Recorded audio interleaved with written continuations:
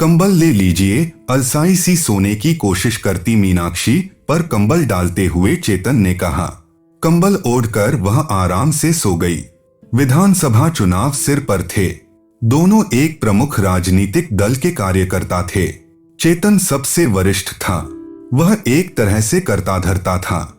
उसकी हैसियत छोटे मोटे प्रभावशाली क्षेत्रीय नेता जैसी बन गई थी। मीनाक्षी एक निम्न मध्यवर्गीय परिवार से थी। वह ग्रेजुएट थी। कई जगह कोशिश करने के बावजूद उसे कोई नौकरी नहीं मिली थी। उसके एक परिचित ने उसे कुछ महिलाओं को इकट्ठा कर एक चुनावी सभा में लाने को कहा। इस काम के लिए उसे 5,000 रुपए मिले थे। कुल 25 महिलाओं को वह सभा में ले गई थी। 100 रुपए हर महिला को देने के बाद उसके पास 2,500 रुपए बच गए थे। फिर तो यह सिलसिला चल पड़ा। इसी दौरान उसकी मुलाकात चेतन से हुई थी। वह अधेड़ उम्र का छुटभैया नेता था। मीनाक्षी उम्र में उससे काफी छोटी थी। दोनों का परिचय हुआ, फिर घनिष्ठता बढ़ी। देखते ही देखते यह घनिष्ठता सारी सीमाएं लांघ गई, मगर उनके संबंध ढके छिपे ही रहे। चुनावी दौर खत्म हुआ। चेतन और मीनाक्षी की पार्टी चुनाव जीत गई। सत्ता पक्ष की पार्टी का मुख्य कार्यकर्ता होने से चेतन की पूछ बढ़ गई। वह बड़े बड़े लोगों के काम करवाने लगा। उनसे वह खूब पैसा वसूलता। इस तरह उसके आर्थिक हालात भी सुधरने लगे। साथ ही उसकी खासमखास मीनाक्षी की भी पार्टी में अच्छी स्थिति हो गई और धीरे धीरे वह एक हस्ती बन गई।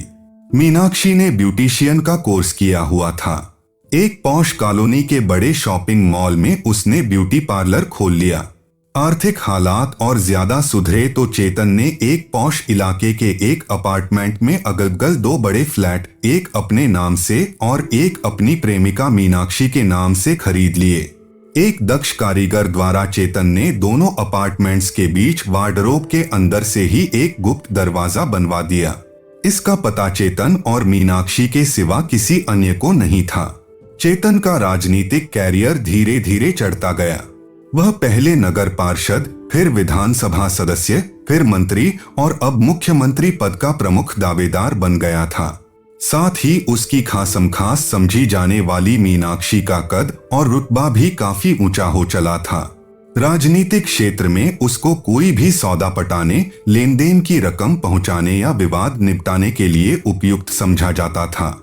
मीनाक्षी काफी सुंदर होने के साथ साथ चालाक भी थी। वह जानती थी कि पैसे के साथ हुस्न और शबाब का अपना रौब होता है। उसकी अपनी पार्टी में उस पर जान छिड़कने वाले अनेक लोग थे, मगर वह बिना जांचे परखे और उसकी अहमियत समझे किसी से ज्यादा बात नहीं करती थी। चेतन अब मंत्री बन गया था। उसका स्थान मंत्रिमंडल में दूसरा था। वर्तमान मुख्यमंत्री उसके बढ़ते प्रभाव से चिंतित थे।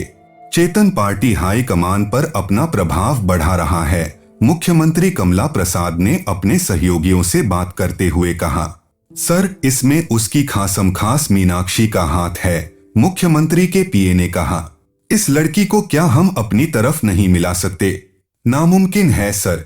यह चेतन के प्रति पूरी वफादार है। इसका संबंध पार्टी मामलों से है या और कुछ भी है। इनमें सब कुछ है। यह चेतन की पत्नी से भी बढ़कर है। पिछले यूरोप के दौरे के दौरान यह भी साथ गई थी। मंत्री जी के खाने पीने, पहनने के कपड़ों का चुनाव, किससे मिलना है किससे नहीं, सब यही तय करती है। इन दोनों में दूसरे के लिए सीढ़ी कौन है? मुख्यमंत्री के इस सवाल पर उनके सहयोगी एक दूसरे की तरफ देखने लगे। सर, कई लोग कहते हैं कि चेतन को ऊंचा उठाने में मीनाक्षी का हाथ है। कई कहते हैं मीनाक्षी चेतन का साथ हो जाने से रसूख वाली बनी है। सच्चाई जो भी हो, वे एक दूसरे के पूरक हैं, पीए ने कहा। मीनाक्षी हमारी तरफ नहीं आ सकती। सर, आपको अपनी तरफ लाकर क्या करना है? पवन, जो सीएम का खास सलाहकार था, के इस सवाल पर सब हंस पड़े। मुख्यमंत्री भी हंसने लगे। एक खूबसूरत जवान औरत का मुख्यमंत्री ने क्या करना था? यह बात सीधी भी थी और मूर्खतापूर्ण भी। चेतन मुख्यमंत्री के मुकाबले कम उम्र का था। एक तरह से जवान था, जबकि मुख्यमंत्री 60 पार कर चुके थे। मुख्यमंत्री मंद मंद मुस्कुरा रहे थे। मीनाक्षी के खूबसूरत जवान शरीर से उन्हें क्या करना था? उन्हें तो अपने काम से मतलब था। असल में वे इस बात के कायल थे कि मीनाक्षी अपने रुपयौवन से बड़े नेताओं को लुभाकर अपने प्रेमी चेतन के लिए तरक्की के रास्ते बनाती थी। मगर क्या किसी औरत के प्रेम को भी कोई दूसरा यों सकता था? मीनाक्षी ने अपने रिहायशी अपार्टमेंट में ही एक ब्यूटी पार्लर भी खोल रखा था। जिनको वह अपने ब्यूटी पार्लर में ट्रीटमेंट नहीं दे पाती थी या जो स्पेशल ट्रीटमेंट चाहते थे, वे स्पेशल आवर में अपार्टमेंट में आ जाते थे। इसके लिए उन्हें फीस भी ज्यादा देनी पड़ती थी। थोड़े थोड़े अंतराल पर मंत्री जी भी स्पेशल ट्रीटमेंट, जिसमें बॉडी मसाज, हेड मसाज और अन्य उपचार शामिल थे, के लिए मीनाक्षी के पास आते थे। आज मंत्री जी को आना था।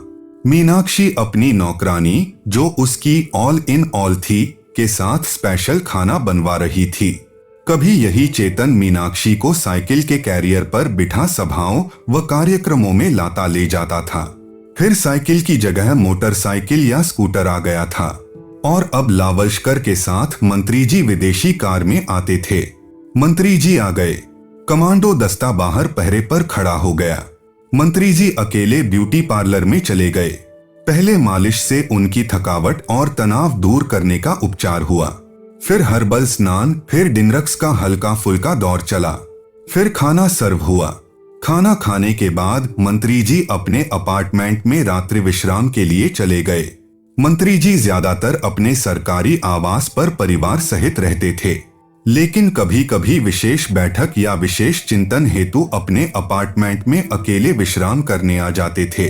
तो दोस्तों, आज के लिए इतना ही। मिलते हैं अगले इस स्टोरी के अगले भाग में। Thank you guys.